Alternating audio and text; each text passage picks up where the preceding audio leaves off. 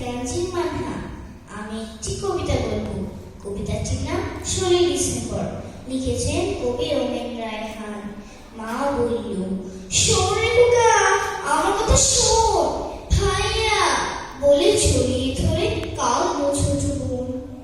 রইল বাবা চুপটি করে, আনন্দিত মুখ। এমন ছেলের বাবা হয় অন্যরকম সুখ। আধার রাতে অস্ত্র হাতে সূর্যোদয়ের খোঁজে যাওয়াটা যে কি প্রয়োজন খোকায় কেবল বোঝে। স্বাধীন হব আমরা সবাই বাংলা মায়ের ডাকে।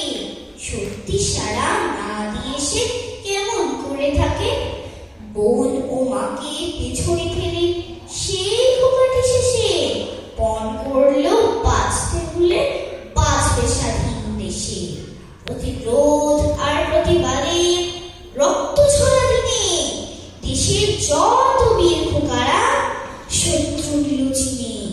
খোকার মতো অনেক খোকার রক্ত ঝরার পরে বাংলাদেশের জন্ম হলো